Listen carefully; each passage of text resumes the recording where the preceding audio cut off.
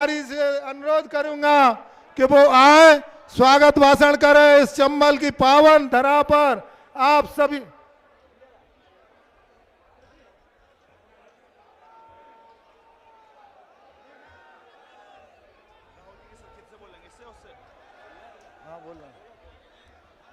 भारत माता की, एक बार फिर से एक साथ भारत माता की। आज ग्वालियर चंबल की इस माटी पर एक ऐसा सपूत जिन्होंने पिछले 10 साल से आम आदमी के हक की बात, जिसकी वो परिवार का हर परिवार जिसमें बेरोजगार बेटा है उसके परिवार के हक की बात, जिसमें इस महंगाई की मार के कारण एक परिवार को जो यातनाएं मिल रही है उस अधिकार की बात, एक राजनीतिक, आर्थिक और सामाजिक न्याय के लिए जो संघर्ष होता है, वो एक ऐसे व्यक्तित्व के रूप में राहुल जी लगातार 200 साल के इतिहास में एक व्यक्ति हुआ जिन्होंने पैदल चलकर कश्मीर से कन्याकुमारी तक सिर्फ प्रेम की बात की, प्यार की बात की, मोहब्बत की बात की और इस देश और समाज में एक इस भावना को जागृत करने की कोशिश की कि ये प्राचीन भारत का जो इतिहास है वो प्रेम, प्यार और मोहब्बत का है। साथियों, लगातार आपके हितों और अधिकारों की बात, आजकल मोदी जी की गारंटी का बखान हो रहा है। सबसे बड़ी गारंटी जो 2 करोड़ रोजगार की थी वो सबसे बड़ा झूठ निकला। उसके बाद किसानों के समर्थन मूल्य की बात हुई। किसानों के समर्थन मूल्य में एमएसपी, जितने का खाद बीज, जितने का बिजली, जितने की डीजल, उसमें मजदूरी डालो और किसान की मेहनत इतना पैसा लगा के उससे डबल करो, वो होती है एमएसपी। यह देश के प्रधानमंत्री ने देश के सामने कहा था। साथियों, आप सबको पता है एमएसपी पर सरकार का क्या रुख है। यह तीसरा झूठ, नरेंद्र मोदी जी अभी आए थे 2023 में विधानसभा के चुनाव में 2700 रुपए गेहूं के दाम की बात की थी। क्या मिला 2700 रुपए का दाम? 3100 रुपए के गेहूं के धान के दाम की बात की थी। क्या 3100 के धान का दाम मिलने लगा? बहनों को 3000 रुपया कुंटल, 3000 रुपया महीने देने की बात की थी। क्या बहनों के खाते में 3000 रुपया आने लगे? मतलब सब झूठ। यह है मोदी गारंटी। तो मैं आप सबसे अनुरोध करता हूं, जोरदार तालियों से राहुल जी का स्वागत करें और मंच पर विराजित सम्मानित सभी नेता, वरिष्ठ जन, हमारे पूर्व मुख्यमंत्री आदरणीय कमलनाथ जी, दिग्विजय सिंह जी, आदरणीय अशोक गहलोत जी, आदरणीय हमारे राजस्थान के प्रदेश कांग्रेस कमेटी के अध्यक्ष हमारे सीएलपी नेता उमंग सिंगार जी, राजस्थान के सीएलपी नेता हमारे जयराम रमेश जी और मंच पर विराजित सभी हमारे सांसदगण, विधायकगण, पार्टी के पदाधिकारी, महिला कांग्रेस और सभी आप सब परिवार के साथियों, मैं आप सबका स्वागत करता हूं, सत्कार करता हूं, साधुवाद देता हूं। भारत माता की, भारत माता की। हमारे बीच में पड़ोसी राज्य राजस्थान के प्रदेश कांग्रेस कमेटी के अध्यक्ष परम आदरणीय गोविंद डोटासरा से अनुरोध करूंगा कि वो आए और संबोधन करें। हमारे सबके नेता परम आदरणीय राहुल गांधी जी, प्रदेश कांग्रेस कमेटी के अध्यक्ष मध्य प्रदेश भाई जीतू पटवारी जी, नेता प्रतिपक्ष जी, हमारे पूर्व मुख्यमंत्री कमलनाथ जी, दिग्विजय सिंह जी, राजस्थान के पूर्व मुख्यमंत्री अशोक गहलोत जी, हमारे नेता प्रतिपक्ष टीकाराम जूली जी और अखिल भारतीय कांग्रेस कमेटी के महासचिव और मध्य प्रदेश के इंचार्ज आदरणीय भंवर जितेंद्र सिंह जी, हमारे जो राजस्थान के सुखजिंदर रंधावा साहब प्रभारी हैं, तमाम सबको साथ लेते हुए सबसे पहले मैं आप सब लोगों को बहुत बहुत धन्यवाद देना चाहता हूं कि राजस्थान से एक उत्साह के साथ, एक जोश के साथ, एक उमंग के साथ में जिस प्रकार से हमारे नेता राहुल गांधी जी की बार जोड़ो न्याय यात्रा आई है, आपने उसी अंदाज में, उसी जोश के साथ में स्वागत किया है। इसके लिए मैं आपका बहुत बहुत धन्यवाद देना चाहता हूं। राहुल गांधी जी जब से भारत जोड़ो यात्रा और आप भारत जोड़ो न्याय यात्रा निकाल रहे हैं।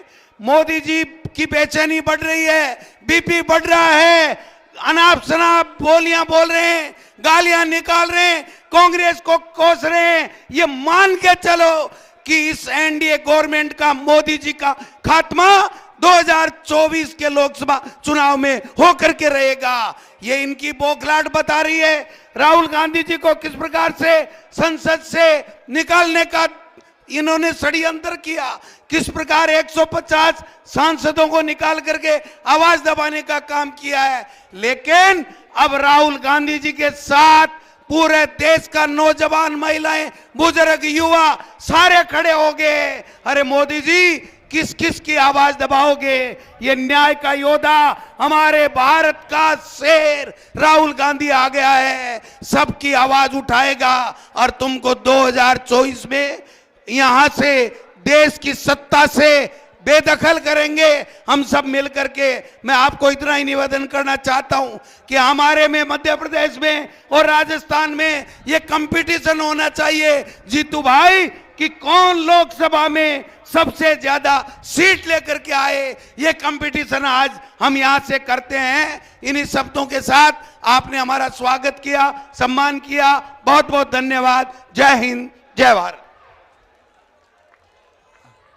अब मैं आमंत्रित करूंगा ऐसी शख्सियत को जिन्होंने किसानों का दर्द जाना और किसानों का कर्ज माफ किया।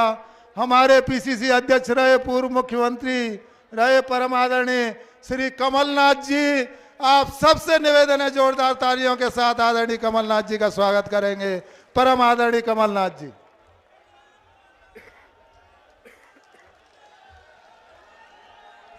आदरणीय राहुल गांधी जी, आदरणीय अशोक गहलोत जी, दिग्विजय सिंह जी, हमारे अध्यक्ष जीतू पटवारी जी, उमंग भाई, मैं सबका नाम नहीं ले रहा। हमारे सीएलपी लीडर राजस्थान से जो यहाँ आए हैं, सभी राजस्थान के नेता, सभी यहाँ विधायक गण, आज आप सबसे पहले आपको धन्यवाद देना चाहता हूँ। इस मौसम में भी आप टिके रहे, आप राहुल जी का स्वागत करने के लिए टिके रहे। और राहुल जी, मैं आपसे कहना चाहता हूं, ये वही मुरैना है जब मेयर का चुनाव आया उन्होंने मेयर कांग्रेस का चुना, जब विधानसभा का चुनाव आया यही मुरैना के मतदाताओं ने मुरैना का विधायक कांग्रेस का चुना। ये समझदारी है, ये एक जागरूकता है।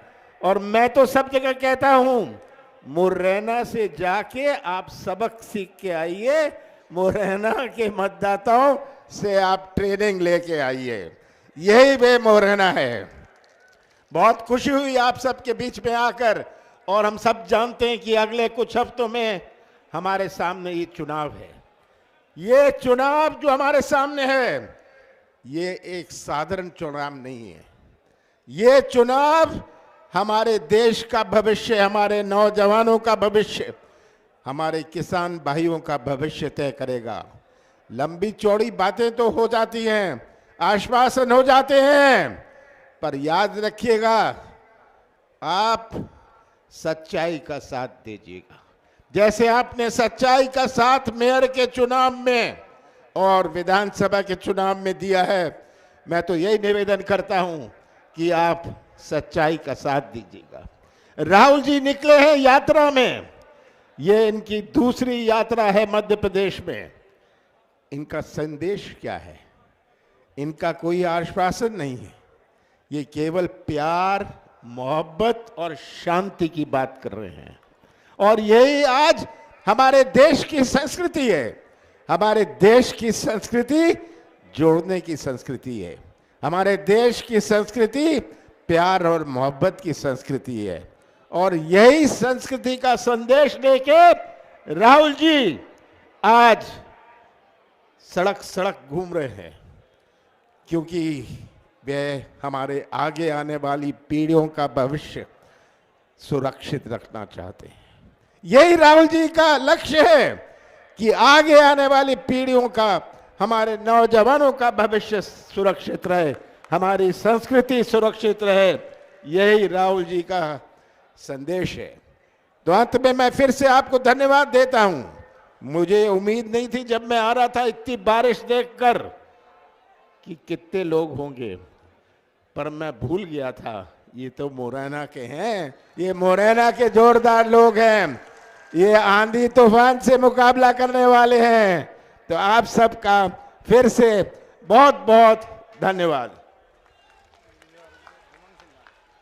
अब मैं आमंत्रित करूंगा एक ऐसे आदिवासी युवा नेता जिनको सीएलपी लीडर आदरणीय राहुल जी ने बनाया है, सम्मानित उमंग श्रृंगार जी, उनका जोरदार तालियों के साथ स्वागत करें। सम्मानित उमंग श्रृंगार। हमारे नेता आदरणीय राहुल गांधी जी,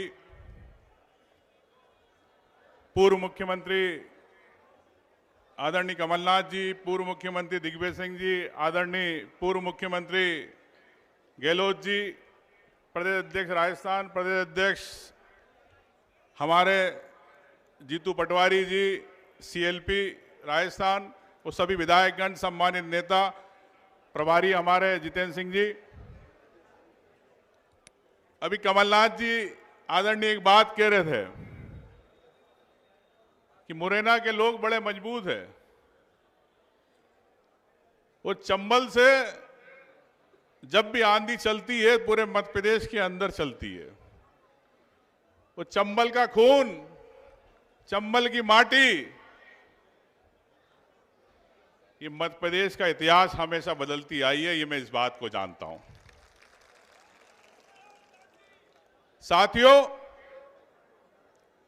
ये यात्रा सिर्फ एक यात्रा नहीं है। जब किसानों ने धरना दिया था दिल्ली में, पहले हमारे नेता थे राहुल गांधी, इन्होंने कहा था कि मोदी को एक दिन ये बिल वापस लेना पड़ेगा, और ये मोदी जी ने ये बिल वापस लिया। लेकिन हर टीवी चैनल पे बोलते मोदी जी की मैं गारंटी देता हूं युवाओं को, महिलाओं को, बेरोजगारों को, लेकिन किसानों को आज तक गारंटी नहीं दी मैं समर्थन मूल्य की। ये मोदी है जो किसानों के लिए सड़कों पे कील लगवा देते, लेकिन ये किसान देश का जानता है ये सड़कों पर कील नहीं है, हर किसान के कील लगी है दिल पे। इस बात का आने वाले समय में लोकसभा में जवाब दिया जाएगा। आपकी लड़ाई किसानों की लड़ाई है, युवाओं की लड़ाई है। 2 करोड़ युवाओं को गारंटी दी थी मोदी ने कि रोजगार देंगे। 75% देश के स्टार्टअप बंद हो गए, युवा बेरोजगार है। काले धन की बात करी थी 2014 में चुनाव की कि 15 लाख रुपए आएंगे, सपने दिखाए, किसी के खाते में 15 लाख रुपए आए? नहीं आए। मुझे मालूम है इस क्षेत्र में ना आपको बिजली मिलती है।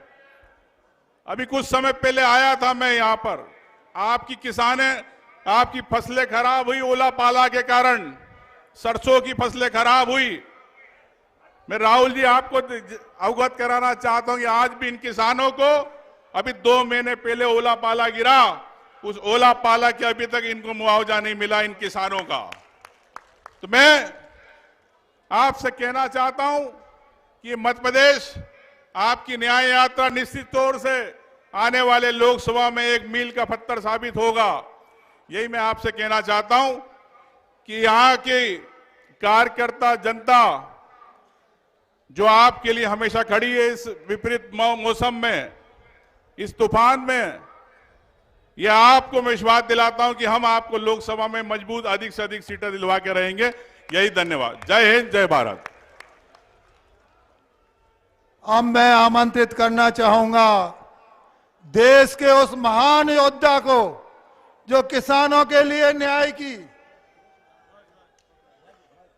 इसके पहले जो न्याय यात्रा लेकर चले, न्याय का ध्वज लेकर चले, और हमारे राजस्थान के प्रदेश कांग्रेस कमेटी के अध्यक्ष, हमारे मध्य प्रदेश के प्रदेश कांग्रेस कमेटी के अध्यक्ष को ध्वज हस्तांतरण करेंगे। न्याय का प्रतीक है, न्याय को लेकर चल रहे हैं आदरणीय अध्यक्ष।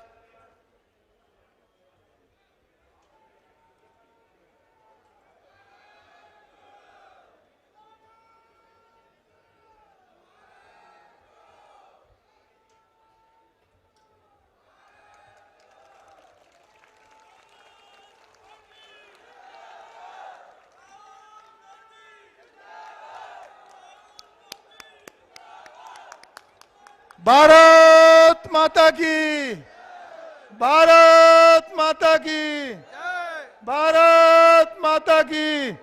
कृपया मंच से सब इधर आ जाएं। भारत माता की। राहुल गांधी। अब मैं आमंत्रित करना चाहूंगा देश के उस महान योद्धा को जो किसानों के न्याय के लिए, जो युवाओं के न्याय के लिए, जो महिलाओं के न्याय के लिए लड़ाई लड़ रहे हैं, आदरणीय राहुल गांधी जी। सम्मानित राहुल गांधी जी का जोरदार तालियों के साथ स्वागत करेंगे।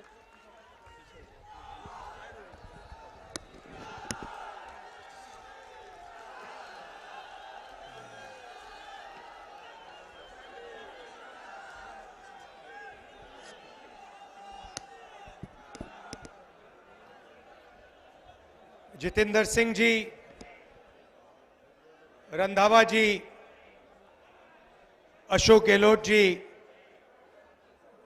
जीतू पटवारी जी, उमंग सिंघार जी, दोतासरा जी, टीकाराम जूली जी, दिग्विजय सिंह जी, कमलनाथ जी, जयराम रमेश जी, कमलेश्वर पटेल जी, स्टेज पे कांग्रेस पार्टी के वरिष्ठ नेता,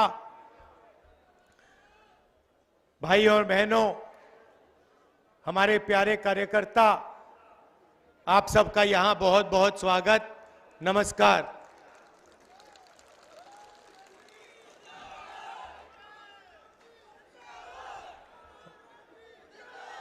बारिश में आप यहां भीग रहे थे, तब भी खड़े रहे। इसके लिए दिल से धन्यवाद करता हूं। आपको कष्ट हुआ, हम थोड़े लेट भी चल रहे हैं, आपको यहां ठहरना पड़ा, उसके लिए भी मैं माफी मांगता हूं। पिछले साल हमने भारत जोड़ो यात्रा की,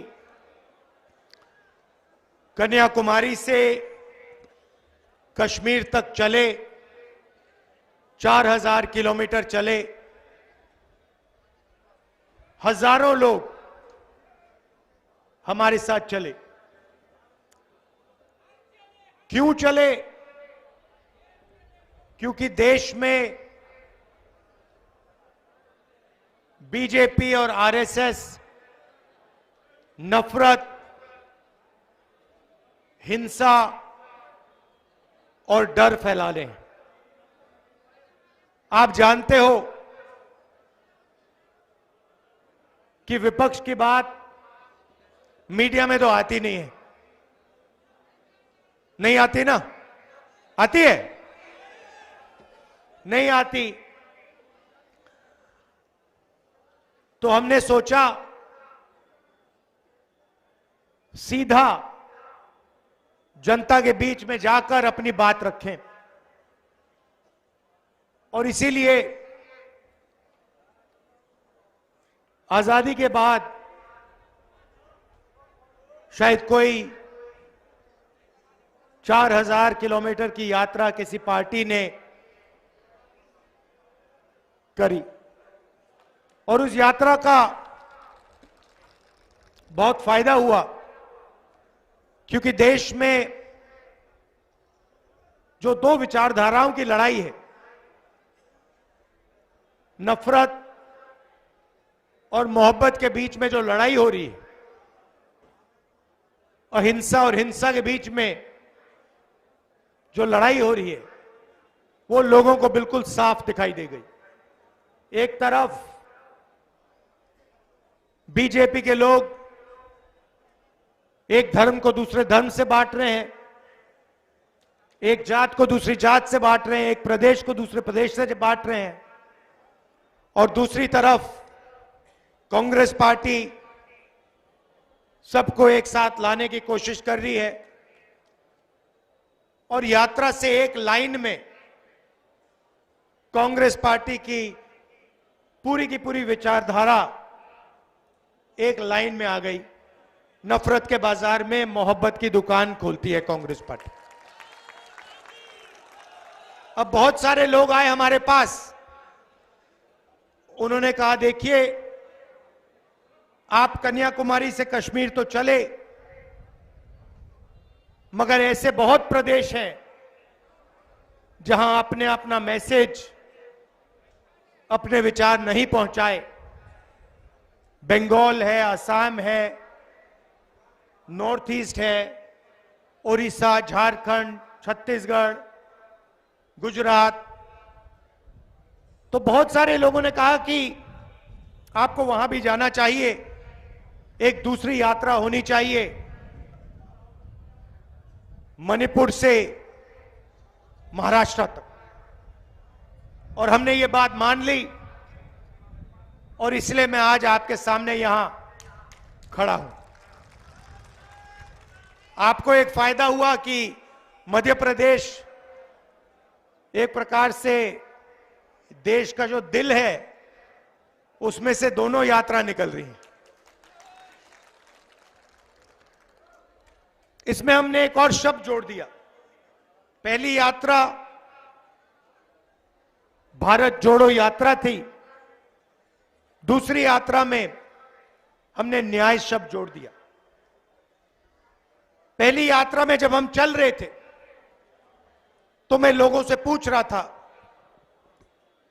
कि देश में ये जो नफरत फैलाई जा रही है, जो हिंसा फैलाई जा रही है, इसका कारण क्या है? जरूर बीजेपी फैलाने का काम करती है,